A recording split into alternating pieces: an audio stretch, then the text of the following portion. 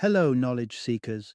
In this episode of 20-Minute Books, we delve into the profound reflections captured in Faith, Hope, and Carnage, a dialogue between the enigmatic musician Nick Cave and the astute journalist Seán O'Hagan. Published in 2022, this book offers insight into Cave's artistic journey, addressing the complexities of creativity, love, addiction, and the ever-pervasive digital world. However, at its core, it's a meditation on grief, anchored by Cave's poignant experiences following the tragic loss of his son Arthur. Nick Cave, an iconic figure in the music world, has been enthralling listeners with his intense, soul-stirring compositions for nearly 5 decades, with a career spanning from his formative years in The Birthday Party to international acclaim with The Bad Seeds. His songs often grapple with themes of violence, spirituality, passion, and mortality. Seán O'Hagan, heralding from Northern Ireland, brings a rich background in journalism focused on the arts, especially photography and music, setting the stage for this compelling exchange. Faith, Hope, and Carnage is essential for long-standing followers of Nick Cave who have been mesmerized by his transformation since the Birthday Party era, as well as those who have recently discovered his magic through albums like Ghosteen or through his candid communication on the Red Hand Files.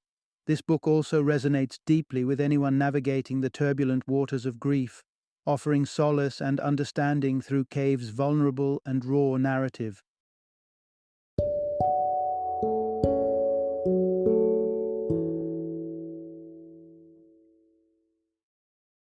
Faith, Hope, and Carnage, a meditation on faith, art, music, freedom, grief, and love.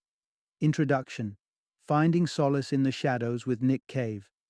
Nick Cave, iconic musician, storyteller, and enigmatic frontman, has long captivated audiences with his brooding lyrics and intense performances. From the smoky venues of Melbourne to the avant-garde pulsations of Berlin, Cave has donned many masks, each shrouding him in mystique as the epitome of a darker artistic vision. But beneath the stage persona lies a man of profound depth and vulnerability, shaped by life's sharpest sorrows. In 2015, the fabric of Cave's world was torn asunder when his son, Arthur, was suddenly wrenched away by death's indifferent grasp at the tender age of 15. In the face of such wrenching loss, Cave could have receded into solitude. Instead, he turned his tragedy into a bridge, spanning the gap between his heart and the hearts of others. His response was a poignant piece of artistry, Ghosteen, a 2019 album that wraps the raw ache of his heartbreak in ethereal soundscapes and poetic melancholy. Cave's openness extends into the digital realm with the Red Hand Files, a space where the veil between artist and admirer is lifted. Here, nothing is too sacred or painful to share. He responds with unguarded honesty to questions from fans that range from dealing with personal tragedy to pursuing creativity amidst the chaos of existence. It's within this candid arena that Faith, Hope, and Carnage emerges, set as a series of conversations with journalist Seán O'Hagan. This book is not merely a memoir, it's an encounter with an artist who has stared into the abyss and emerged not unscarred but unfaltering. Here, Cave addresses the questions that haunt us all. How does one navigate the roughest storms of life? What fuels the human spirit when hope seems a flickering candle in the wind? And how does creativity act, not as an escape from anguish, but as its alchemy? Those seeking insights on enduring and transforming through suffering. Behold, Cave extends an invitation to explore the caverns of his experiences and the resilience that allows him to continue crafting his art, undiminished by the trials of life. Part 1. Delving into the lyrical labyrinth with Nick Cave. Imagine standing before an expanse of untouched canvas or an empty sheet of paper, the eternity of a silent beginning. For Nick Cave, veteran of over 250 songs, this starting line can be as daunting as for any fledgling artist. Each new composition brings its own set of terrors, challenging even this seasoned songwriter with the vast unknown of the creative process. But why does Cave endure this seemingly Sisyphean task? At 65, he could rest on his laurels, join his fellow rock legends in a comfortable retirement, or simply fade away. Yet, Cave is propelled forward, driven by a force that's elusive even to him. Crafting songs from scratch is like wrestling with shadows, a constant battle with self-doubt and anxiety. Visions, like the one that inspired his album Ghostine, an ice sculpture of a man dissolving under a relentless sun, provide a rare guiding light. More often, however, he starts with fragments, little piles of words that seem hopeless and insignificant, causing such despair that his wife, Susie, can recognize when he's trapped in this phase. The breakthroughs, though, come when those fragmented pieces start twinkling amidst the creative rubble. Connections spark to life, forming a constellation of meaning, as if deciphering a secret code hidden within. Cave describes this as moving beyond the superficial, residual idea, a false muse that feels comfortable but breeds repetition, to something genuinely fresh and unexpected, even if that brings unease. Cave's refusal to settle for the easy path may have alienated some fans, but it's a price he willingly pays. He doesn't desire a static audience, but one that evolves along with him. Provocation has been a constant in Cave's journey, from his days as a rebellious punk to his current stance as a mature artist. He maintains that art should challenge and disturb, holding a mirror up to the uncomfortable truths of life.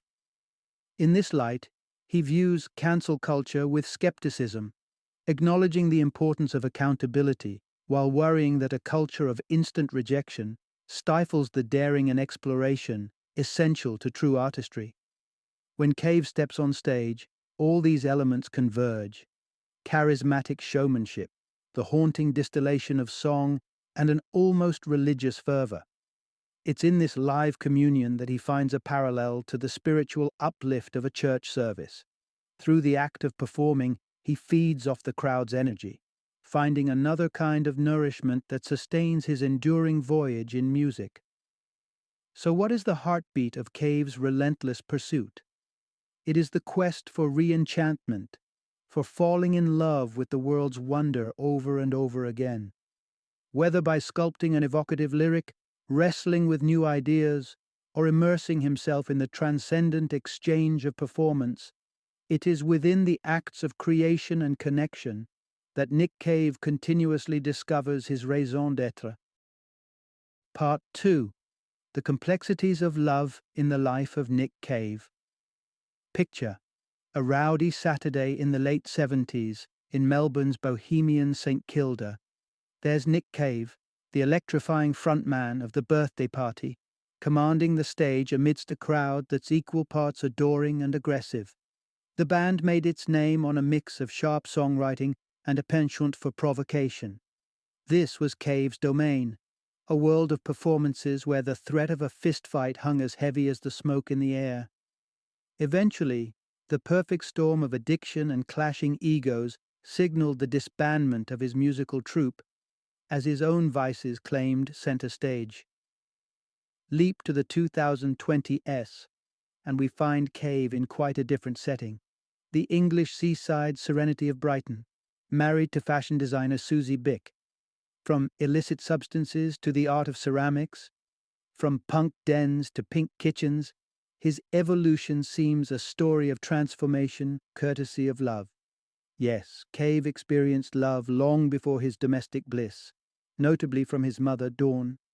Even amid his youthful escapades that would have any parent on edge, it was her unwavering support that served as a stabilizing force, a safety net ensuring that Cave's flirtations with the edge of darkness didn't consume him. Susie Bick would become the catalyst for another profound turnaround. Meeting as kindred spirits haunted by their battles with addiction, their bond was immediate yet fraught with the peril of relapse. A painful period of separation followed their initial romance until Susie's reappearance at Cave's doorstep rekindled the flame and urged him toward sobriety. The tapestry of Cave's life would darken once more with an unfathomable tragedy, the loss of his son, Arthur. It's captured heartbreakingly on Ghostine, where a simple scene of Susie by the radio fractures into a haunting repetition of love declared amid a soundscape of sorrow. Though the declaration is wearied by grief, it's love's persistent grip that pulled Cave through the anguish. Throughout Cave's life, the thread of love has trailed alongside the grim and the glorious. Mother, muse, and marriage, each a defining marker on his journey, shaping the artist, the man, the survivor.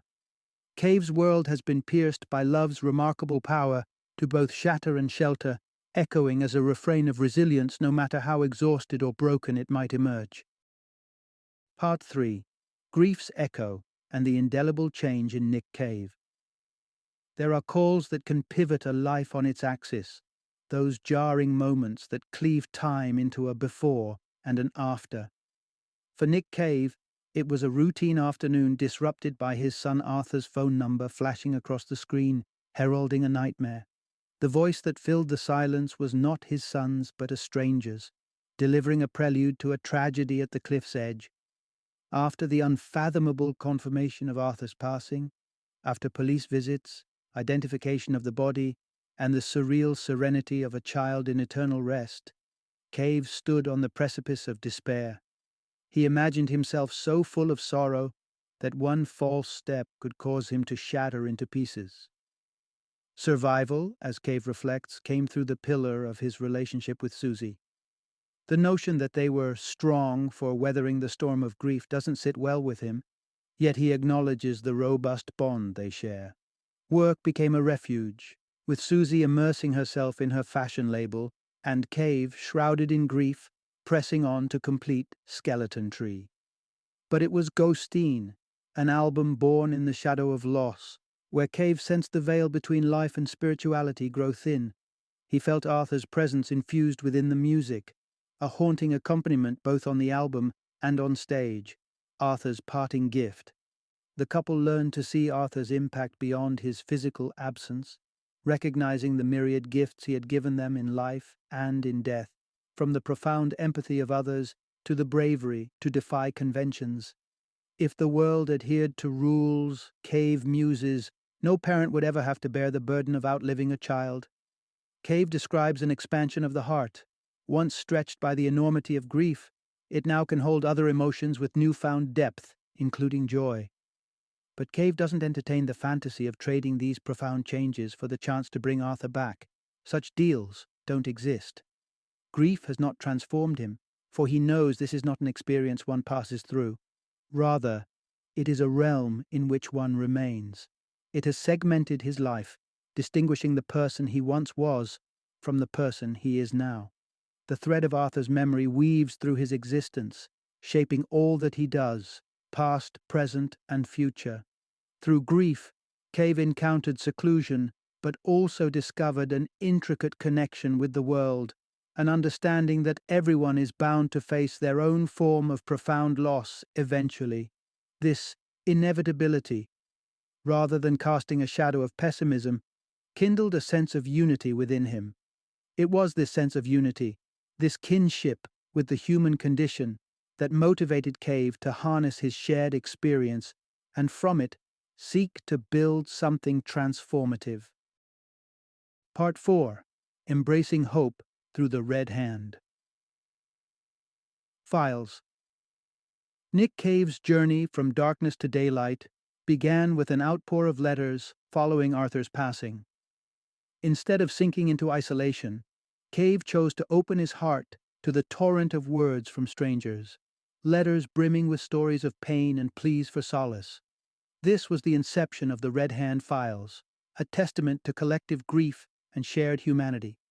The act of responding, Cave reflects, mirrors the nuanced art of songwriting, uncertain at first, but with a patient pursuit of meaning that slowly unveils itself. Over 200 responses later, Cave's initiative has grown into a digital monument to empathy and understanding. Though Cave receives dozens of letters daily, he commits to reading every one, treating the reading process as an act of meditation, a quiet prayer. A recurring message echoes through these correspondences. Suffering is an inextricable thread binding us all.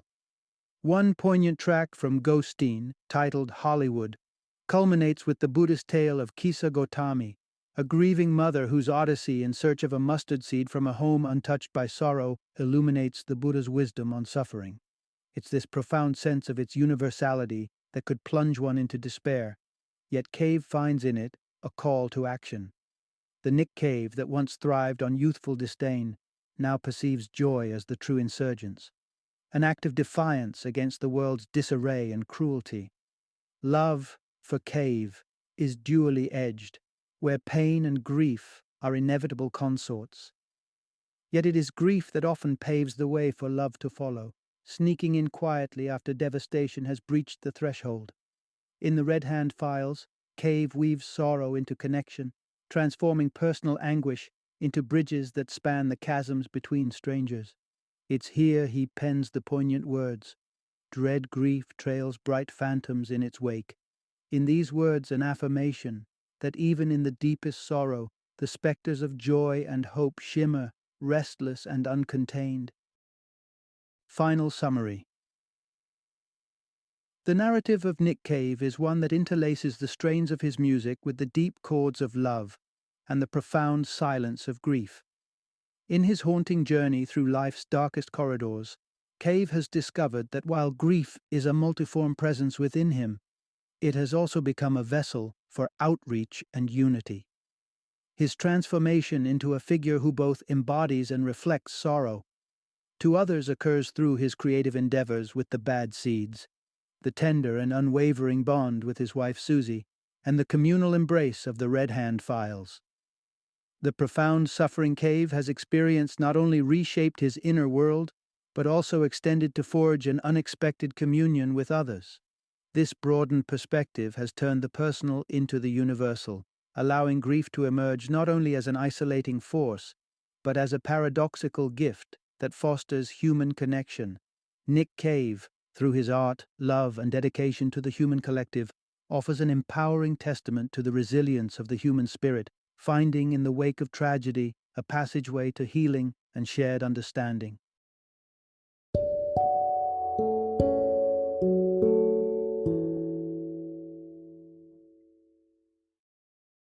Thank you for joining me today on this journey of learning and discovery as we explored the insights of another thought-provoking book in our growing library of knowledge. If you've enjoyed our time together, please take a moment to follow our podcast, give us a 5-star rating, and share 20-minute books with other knowledge seekers. Your support truly means a lot. Don't forget to join me again in the next episode, where we will delve into another enriching book.